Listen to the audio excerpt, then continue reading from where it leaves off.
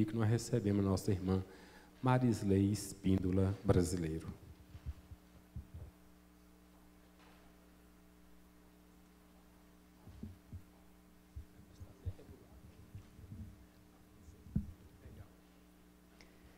Irmãos e irmãs, boa noite. Tudo bem? Bom tema esse, não é? Bem-aventurados os que têm puro coração, pois eles verão a Deus. Então, mas antes de começarmos a nossa reflexão, vamos pensar um pouquinho e olhar para dentro de nós mesmos. Será que nós temos humildade o suficiente para ocuparmos, muito obrigada, algum cargo de espírito puro? Se houvesse um sorteio aqui hoje, você se inscreveria? Colocaria o seu nome? Aí eu me candidato. Você faria isso? Vamos ver. Você tem simplicidade o suficiente para conviver com espíritos puros? Tem humildade suficiente para conviver com os puros? Ou ainda tem um pouquinho de malícia, um pouquinho de maldade no coração? Você se enquadra mais no mansos como as pombas ou prudentes como as serpentes? E você é uma pessoa verdadeira? Verdadeira na essência e que fala sempre a verdade, mas sem ferir? E agora? Esses são os critérios para a eleição. Alguns deles, né? Alguns. Existem outros. Mas vamos estudar um pouquinho, porque apesar de nós estarmos assim distantes, né, desse altíssimo nível, nós estamos a caminho. Essa é a boa notícia. Não chegamos lá, mas estamos a caminho. Vamos estudar então? Olha só. Primeiro precisamos entender o que significa puro, essa pureza. Será que nós encontraríamos aqui, na natureza, aqui, nesse lugar, alguma substância pura? Provavelmente não, né? Nem o ar que respiramos. Na natureza é muito difícil encontrar uma substância totalmente pura. Porque puro quer dizer limpo, sem impurezas, livre de elementos heterogêneos, imaculado. Esses conceitos serão importantes para nós entendermos o que nós vamos discutir mais adiante. Simples e verdadeiro, isso segundo o dicionário. Então guardem essas duas palavras, simples e verdadeiro. Pureza é uma característica de quem é puro. Mas quando nós falamos em pessoas, não podemos levar em consideração apenas esses conceitos das substâncias, que é limpo, sem impureza. Porque nós levamos em consideração a questão espiritual. Então, tomou banho, está limpo? Nem assim nós podemos nos considerar totalmente limpos, né? Sem impurezas, que tipo de impurezas? E aí, se levarmos em consideração, então, a pureza espiritual, aí nós podemos aprofundar, que é uma opção de vida ou de conduta ética. Aí, tá vendo como complica? Ética, moral, espiritual, social, sexual, gastronômica, humana, enfim, bem mais completo. Então, se na natureza a substância pura é aquela que não tem nenhum elemento estranho, a pureza espiritual já inclui diversos elementos. Já é uma somatória de ética, de moral, de equilíbrio. Mas vamos juntar esses dois e ver se nós conseguimos chegar a essa questão de pureza espiritual por meio da simplicidade e da verdade. Talvez por isso Jesus tenha dito, né? Conhecereis a verdade e a verdade vos libertará. Pesquisando então, em outras literaturas, tentando entender onde está essa pureza e como fazer para chegar até ela, nós encontramos lá em Salmos um trecho que o salmista diz assim, ó: quem subirá ao monte do Senhor ou quem estará no seu lugar santo, ou seja, no pico, no cume? Resposta: aquele que é limpo de mãos e puro de coração. Limpo de mãos e puro de coração, ou seja, é limpo no agir e é limpo no sentir. Bom, já é uma pista importante. Que não entrega a sua alma à vaidade, nem jura enganosamente. Olha a verdade surgindo aí novamente. Ele não entrega a sua alma à vaidade, ou seja, ele sabe exatamente quem ele é, ele se conhece. E, com isso, a vaidade não toma conta dele. E com isso ele não teme. Encontramos também lá em Tito que tudo é puro para os que são puros. Opa, então nós já temos simplicidade, já temos verdade, já temos um indivíduo livre de impurezas, com uma alma, com um sentimento e com as mãos limpas. Agora olha só, o olhar do puro também é diferente. Tudo é puro para os que são puros. Mas para os corrompidos e incrédulos, nada é puro. Vê maldade em tudo. E com isso, tem medo de tudo. Antes, tanto a sua mente como a sua consciência estão contaminados. Olha lá. Voltando. Na natureza, limpo, sem impureza, livre de elementos heterogêneos. Olha o puro aí. Ele olha com pureza porque a lente que ele utiliza para ver o mundo é uma lente limpa. Então, mesmo que ele esteja identificando que algo está incorreto, ele vê, não de forma ingênua, mas ele vê a essência verdadeira. Vamos estudar mais, que ainda não é o suficiente, mas guardem essas informações. Pesquisando, então, os pré-socráticos, nós identificamos também um pouco de estudo, de tentativa de identificação de como atingir esse grau de pureza. Parmênides dizia assim, olha, são necessários princípios intelectuais puros na condução do pensamento e do poder mental, imprescindíveis para a interação com o uno, ou imóvel. A noção de pureza, nesse momento, está na forma de pensar. E quando nós pensamos, nós analisamos, julgamos, comparamos, interpretamos a nossa maneira. Mas se nós temos esse olhar puro, que Tito traz, se nós trazemos as mãos puras e o coração puro, nós raciocinamos também de maneira clara, transparente, simples e verdadeira. Opa, chegamos num ponto importante. Então, veja bem, a forma como nós enxergamos o mundo, à nossa volta, dirá se nós somos puros ou não. Então, será que ser puro é ser verdadeiro? O próprio Sócrates, que sempre está no meio dos nossos estudos, já dizia assim, olha, conhece-te a ti mesmo. Quem? Quem você é? Quais são as suas limitações? Quais são os seus limites? Qual é o limite da sua humildade? E a sua humildade termina aqui, e daqui para frente começa o egoísmo e começa o orgulho. Quer conhecer uma pessoa? Conviva com ela nos dias em que ela estiver no limite. Aí você sabe que pessoa é essa. Porque existem os que são tranquilos e serenos, desde que ninguém lhes pise o calo, não é? E aí, eclode a verdadeira essência? Então, não é totalmente isso. Aí Platão chega com a palavra que nós precisamos.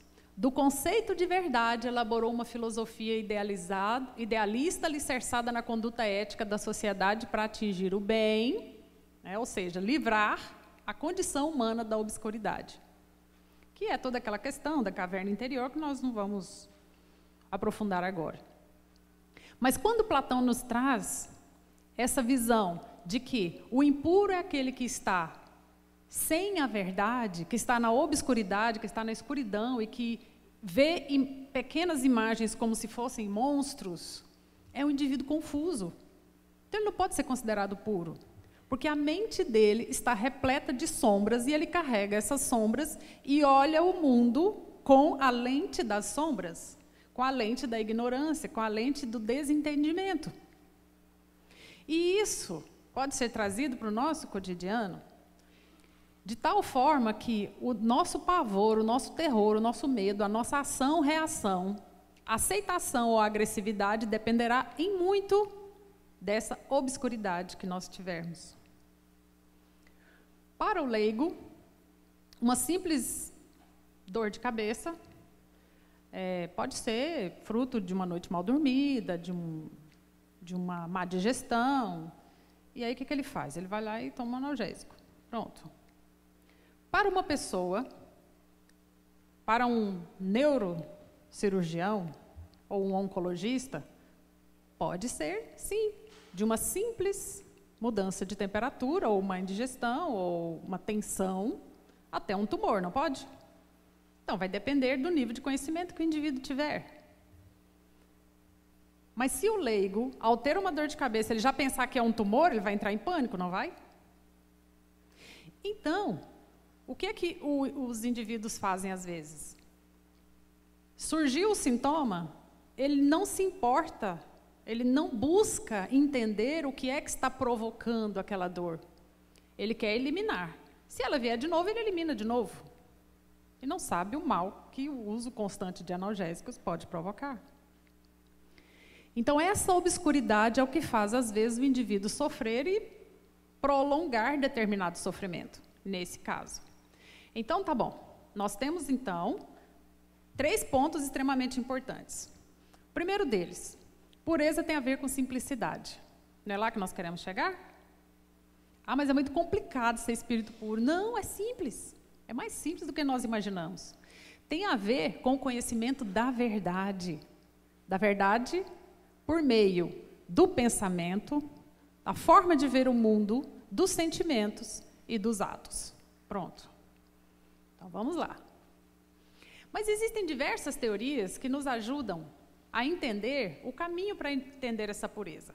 Por exemplo, os estoicos, eles pregavam uma vida asceta ou estoica, caracterizada pela interiorização e relação íntima com os ditames da natureza ou da divindade. Ou seja, essa pureza do indivíduo, essa pureza interior, estava relacionada, ou está, né, para muitos ainda, essa pureza interior está relacionada à limpeza, à ausência de paixões, de desejos estéreis, de ansiedades, de apego, de materialismo, de sentimentos de raiva, rancor, angústias desnecessárias. Para eles, então, essa pureza interior é muito semelhante à substância pura da natureza.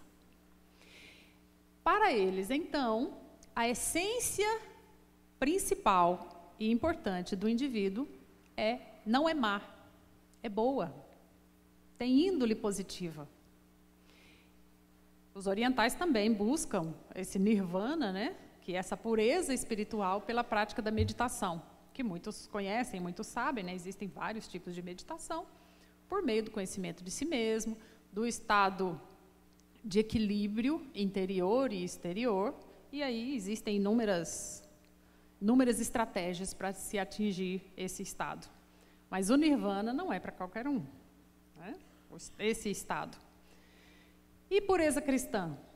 Essa figura, ela é uma figura de Michelangelo, né?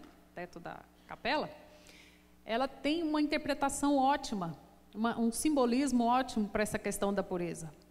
Porque essa plena harmonia com Deus aí nos leva a identificar esse homem que está aí deitado em contato não direto, mas indireto com Deus. Observe que os dedos não se tocam. Em total nudez, ou seja, despido de qualquer medo, anseio, qualquer paixão, qualquer vaidade, qualquer orgulho. Essa nudez é a nudez espiritual de quem conseguiu entrar em contato com Deus por meio de uma pureza. Mas aí, quem não tem um olho bom, olha e só vê o homem nu, não é? Bom, vamos lá. Mas existe um preço para tudo isso. Então, nós já sabemos que o caminho da pureza não é um caminho simples. Vamos supor, então, que nós optemos por trilhar esse caminho de forma um pouquinho mais rápida. alguns homens trilharam e chegaram lá, mas não foi fácil. Por exemplo, Davi. Lembram de Davi, que lutou com Golias? Ele estava lá no conforto, né, cuidando das ovelhas, né, enquanto o povo dele, os soldados guerreavam com os filisteus, e ele lá só tranquilamente. Mas, de repente, ele é chamado para a luta. E ele foi, acreditou, entendeu que tinha uma tarefa a fazer, que seria um ato de egoísmo manter o seu talento ali, quietinho, né, porque ele só ficava ali cuidando de ovelhas, tentando acertar com seu estilingue as cobras das árvores. E, de repente, ele foi chamado à luta com um gigante. E, às vezes, para nós, sair da zona de conforto e enfrentar o gigante lá fora, nós corremos, escondemos. E não percebemos, às vezes, que isso é uma passagem. Que os gigantes que nós enfrentamos aí fora são necessários para a nossa libertação interior. Outro exemplo, Moisés. Não estava no conforto também lá, junto com o faraó, tranquilo, bem vestido, bem nutrido, né? Bem alimentado, né? Cuidando das coisas rotineiras. Lá foi ele chamado para libertar o povo da escravidão. E penou 40 anos no deserto, com um povo difícil, mas não desistiu. Porque ele sabia que também aquilo era uma passagem. E às vezes nós precisamos passar pelo deserto e enfrentar os nossos anseios, os nossos medos, e às vezes cravar na pedra aquilo que nós aprendemos. E passar pelo deserto não significa necessariamente passar por dificuldades financeiras. Passar pelo deserto pode ser você se sentir completamente sozinho, lutando contra a multidão. Mas quem identifica que está no deserto e entende por que está passando por essa situação, está com Deus. E quem está com Deus é a maioria diante da multidão, não é não? Então tá bom. Olha o Paulo. Paulo no luxo da política, não é? A altíssima autoridade em Roma. Olha só onde Paulo foi parar. No deserto também, caiu do cavalo e teve que ser perseguido pregando o cristianismo. Tinha uma tarefa imensa pela frente. E não sabia que teria que sair desse conforto. Jesus também, olha só, transformando água em vinho, multiplicando pães e peixes, não é? Acalmando as tempestades, tranquilo, pregando nos montes. Olha o que ele teve que passar. Então, às vezes, nós temos a ingenuidade de pensar que a transformação interior em um espírito cheio de impurezas para um espírito simples e verdadeiro e puro é algo que acontecerá assim, ó, no morno, na tranquilidade, a favor da correnteza. Não, muitas vezes é contra, né? O que os ajudou foi a fé. Então, agora, acho que nós estamos convencidos de que é importante passar por esse processo, mas que ele não será fácil. Então, tá bom. Mas quais são as desvantagens de se manter na impureza? De complicar as coisas. Primeira desvantagem, ansiedade. Se você está na obscuridade e não entende o porquê das coisas, você estressa. Você fica arrastando algo que poderia acontecer para o seu presente. Algo de negativo que nem vai acontecer e nem poderia, mas você joga o negativo com aquela lente da negatividade e puxa ele para o presente. E aí você fica ansioso. É? Você termina por ser infiel, porque você não acredita naquilo que você está vivendo. Gera estresse. Você se sente pressionado por causa do medo. Né? Gera intrigas, porque você termina por fazer comentários indevidos. Porque teme que o outro vai te atacar, então você precisa fazer o seu grupinho. Que leva à ira, que leva à violência e que leva ao desespero.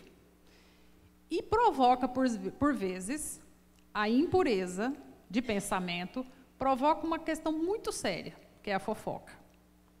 Nós vamos falar dela já já. Olha só, um dos exemplos de desespero pela falta de fé e pela impureza de pensamentos é essa passagem aí que os discípulos estão com Jesus no barco. E Jesus lá dormindo no travesseiro e os discípulos desesperados, porque tinham quase certeza que a tempestade iria virar o barco. Olha a falta de fé. E em vez dos discípulos conversarem com Jesus, pedindo humildemente, olha a falta de humildade aí, pedindo humildemente uma intervenção dele para que acalmasse a tempestade, eles foram para Jesus no formato de bronca. Oh, Senhor, não te importa que pereçamos, faça alguma coisa, acalma o vento, diminua aí a tempestade, a água, as ondas. Aí Jesus, povo de pouca fé, né? Foi lá, silêncio, silêncio, vento, acalma a tempestade. Pronto, tudo quietou. E muitas vezes no nosso cotidiano, em vez de irmos com humildade, de fazer aquela ligação com o Uno, lá de Platão, nós às vezes nos revoltamos com Deus porque nós não entendemos o sofrimento que nós estamos passando. Não entendemos aquela pequena situação de desconforto que aconteceu na nossa vida para nós limparmos. Todos os desconfortos que acontecem no nosso cotidiano são processos de limpeza, necessários e importantes para a nossa vivência. E aí, quando essa mente é impura, olha o que acontece. A fofoca. Muito comum no ambiente de trabalho. Porque no ambiente de família é quase impossível conter isso, né, não? Os tios e as tias sempre contam e comentam e por aí vai, né? Faz parte, eles querem o nosso bem, não querem? Querem? Vamos lá. Não pensem que fofoca é um privilégio das mulheres, ela é feita por crianças, jovens, homens, mulheres, de todas as idades. Só os idosos que não fofocam. Por quê? Eles não fofocam, eles falam a verdade.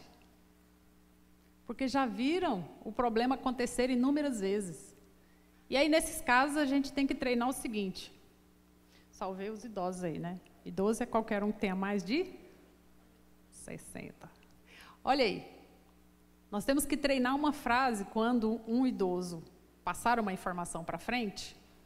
Assim, ó. Perdoa ele. Vamos treinar? Perdoa ele.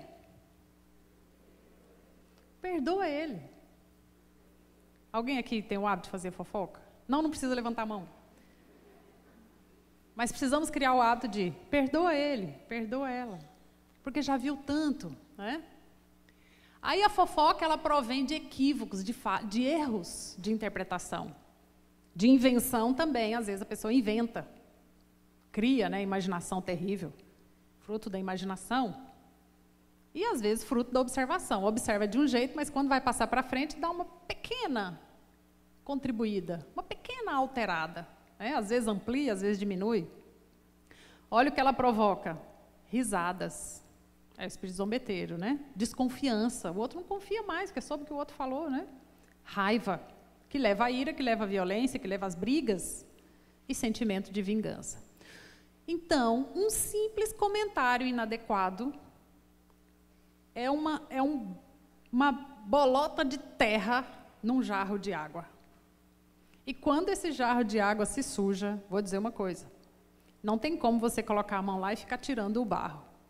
Você precisa colocar mais água limpa, e à medida que vai colocando água limpa, sentimentos bons, puros, palavras otimistas, positivas, adequadas, verdadeiras, a água vai se limpando. Né? Então não adianta ficar fixo no barro. E aí, o nosso dia a dia se torna um caos simplesmente por causa dessa impureza.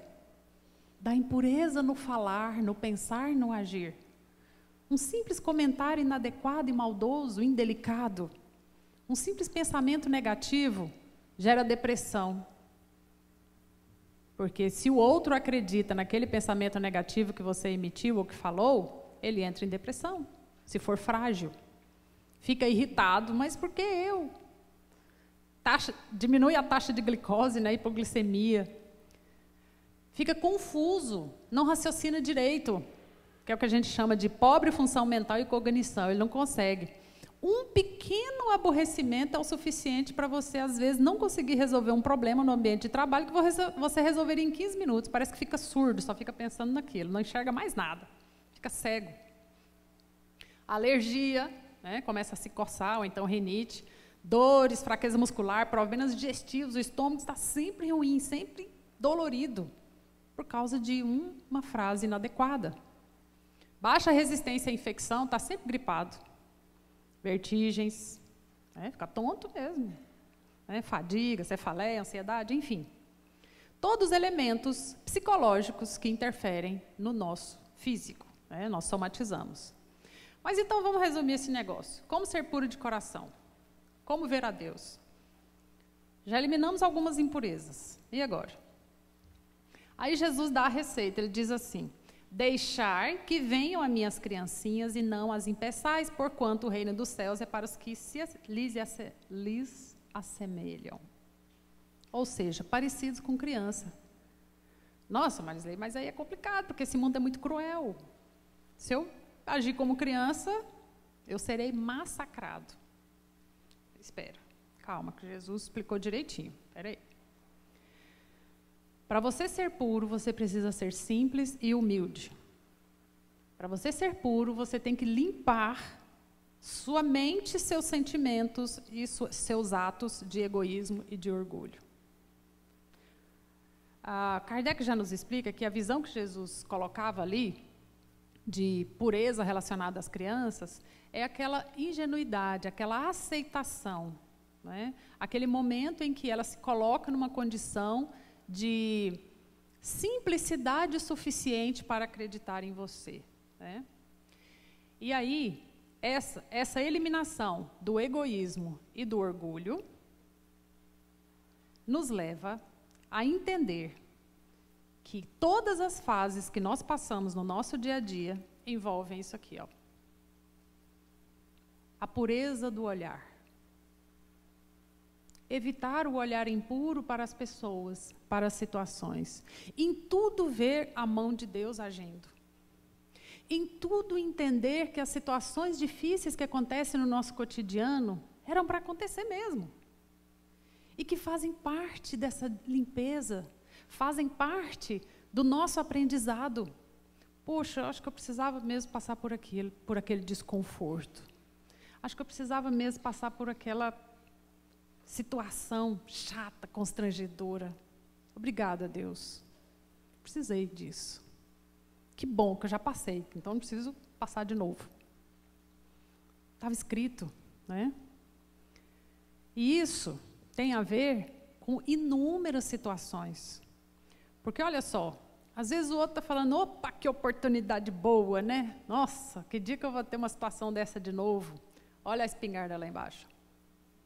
Então, minha mãe costumava dizer que laranja madura na beira da estrada está bichada ou tem marimbondo no pé. Cuidado com as situações extremamente confortáveis. Quando Jesus diz ser mansos como as pombas e prudentes como as serpentes, sim, é ter o olhar puro.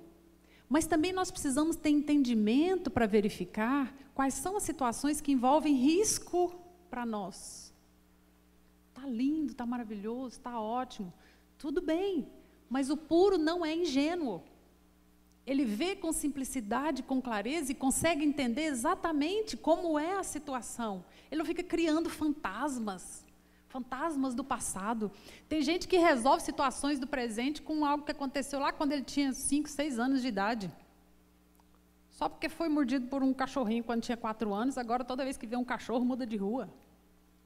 Calma. Só porque foi assaltado uma vez, nunca mais vai sair de casa. Também, as situações existem sim, às vezes, para o nosso aprendizado. Então, a gente precisa ter cuidado. Então, quando nós nos encontramos, nos conhecemos, nós chegamos a um ponto bom. Mas um alerta. Os bons não sabem fazer o mal. Logo, logo eles são descobertos. Já viram isso? É horrível. Tinha um professor, colega nosso, Ele era ótimo professor, uma beleza, perfeito, quase um anjo. Explicava bem, né? Ótimas provas, mas ele tinha uma fraqueza. Se o aluno desrespeitasse ele de alguma forma em sala de aula, ele não falava nada, deixava para lá. A turma às vezes até se irritava, falava, professor, faça alguma coisa. Ele perdoa, deixa para lá. Só que ele fazia o seguinte, no dia da prova, ele elaborava 2 tipos diferentes.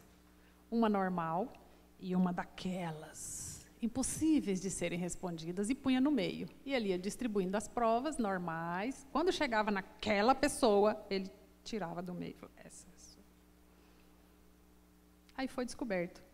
Ou seja, não adianta o bom querer fazer o mal, não dá conta.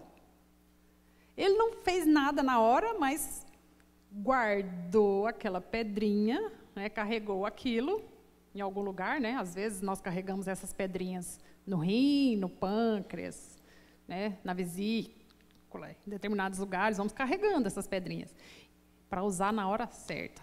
Isso é vingança. Não adianta.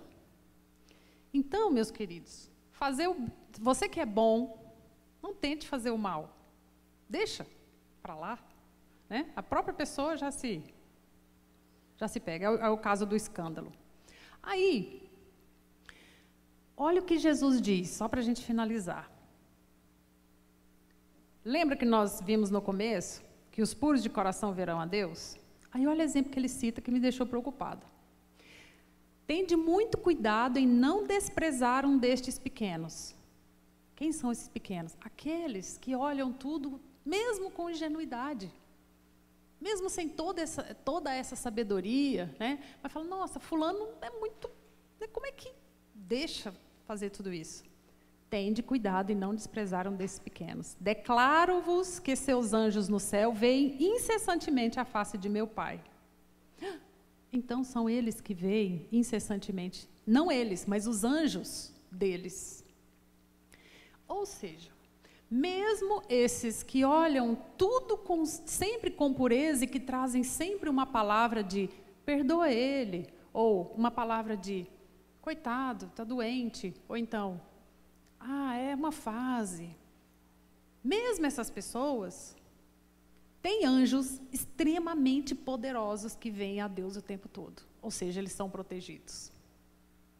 Difícil de acreditar, mas não sou eu que estou dizendo, olha aí. É Jesus. Vamos sintetizar, então. Nós começamos falando de simplicidade, de verdade. Então, para ser puro, nós precisamos viver em harmonia com Deus, o tempo todo, moral com Ele.